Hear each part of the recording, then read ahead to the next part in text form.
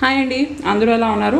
ఇవాళ మనం చాలా ఈజీ ఇంకా హెల్తీ రెసిపీ పన్నీర్ కట్లెట్స్ ఎలా చేసుకోవాలో చూద్దాం. కానీ ఇందులో ఏంటంటే మనం పన్నీర్ అది మనకి కట్లెట్ షేప్ రావడానికి బ్రెడ్ కానీ మైదా కార్న్ఫ్లోర్ బదులు యాక్చువల్గా మొక్కజొన్న పిండి ఉంటుంది కదా, ఫ్లోర్, అది వాడతాము. సో నేను దీనికి ఇక్కడ 1 కప్పు పన్నీర్ తీసుకున్నానండి. నేను ఇంట్లోనే చేసుకున్నాను. 1 ఉల్లిపాయ ఇలా సన్నగా చెక్కులా కట్ చేసుకున్నాను. 1 ఆలు పెట్టుకున్నది, ఇంకా ఒక చిన్న క్యారెట్ గ్రేట్ చేసి పెట్టుకున్నాను. 3 టేబుల్ స్పూన్ కార్న్ ఫ్లోర్, ఇది మనకి మొక్కజొన్న గింజలు ఆడించిందండి ఇది ఫ్లోర్. కొద్దిగా కొత్తిమీర, టేస్ట్కి ఉప్పు, అండ్ ఇక్కడ నేను పసుపు, కారం, గరం మసాలా, ఇంకా కొద్దిగా కసూరి మేతి పొడి కూడా తీసుకున్నాను. ఇవి ఎగ్జాక్ట్గా ఎంతెంత అన్నది నేను కింద డిస్క్రిప్షన్ బాక్స్లో కూడా పెడతాను. ఇప్పుడు మనం ఇదంతా కలుపుకొని టిక్కీలాగా షేప్ చేసేసుకుందాం. నేను ముందుగా ఇక్కడ ఒక బౌల్ తీసుకున్నానండి. ఇందులో నేను ఫస్ట్ పన్నీర్ వేసేసుకుంటాను. నెక్స్ట్ ఇందులో ఉల్లిపాయ, నెక్స్ట్ మనం ఇందులో గ్రేటెడ్ క్యారెట్ వేసేసుకుందాం. నెక్స్ట్ నేను ఇందులో ఆలు వేసుకుంటున్నాను. ఇది నేను ఆల్రెడీ ఉడకపెట్టుకున్నదండి. 1 ఆలు తీసుకుంటున్నాను. ఇక్కడ ఇలాగే మ్యాష్ చేసి వేసేసుకుంటున్నాను.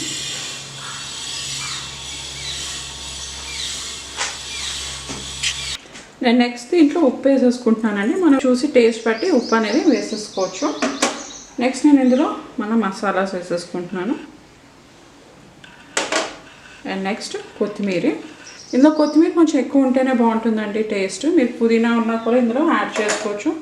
ఇది బేసికల్గా పిల్లలకి లంచ్ బాక్స్కి చాలా బాగుంటుంది కాబట్టి నేను ఇందులో పచ్చిమిరపకాయ వేయట్లేదు. మీరు కొద్దిగా పచ్చిమిరపకాయ వేసినా కూడా టేస్ట్ బాగుంటుంది. ఇప్పుడు నేను ఇందులో కార్న్ ఫ్లోర్ కూడా వేసేస్తున్నాను.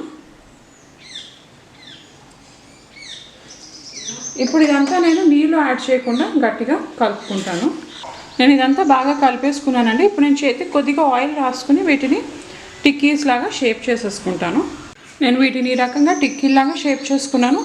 ఇప్పుడు నేను వీటిని డీప్ ఫ్రై కాకుండా ప్యాన్ పెట్టుకుని ఇటు అటు బాగా ఫ్రై అయ్యే వరకు కాల్చుకుంటాను, షాలో ఫ్రై చేసుకుంటాను.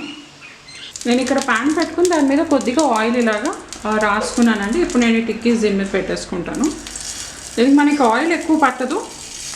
మనకి 2 పక్కల కొంచెం ఫ్రై అవ్వగానే మనం అవి తీసేసుకోవచ్చు.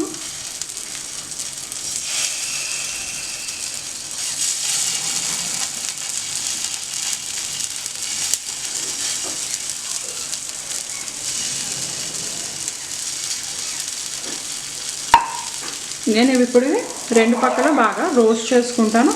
ఒక పక్క మీరు ఒక 5 మినిట్స్ రోస్ట్ చేసిన తర్వాత కలర్ మారగానే మీరు ఇంకో సైడ్కి తిప్పేసుకోవచ్చు. ఇవి టిక్కీస్ ఒక పక్క రోస్ట్ అయిపోయాయండి. చూసారా, మనకు కొంచెం బ్రౌన్గా అయ్యాయి కదా. సో నేను దాన్ని ఫ్లిప్ చేసేసుకున్నాను. రెండో పక్క కూడా ఒక 5 మినిట్స్ నేను వీటిని బాగా ఫ్రై చేసుకుంటాను. ఇప్పుడు ఇవి రెండో పక్క కూడా రోస్ట్ అయిపోయాయండి. నేను ఇవి తీసేసుకుంటాను. అండ్ ఇంకో వాయి కూడా నేను వీటిని ఇలాగా రోస్ట్ చేసేసుకుంటాను.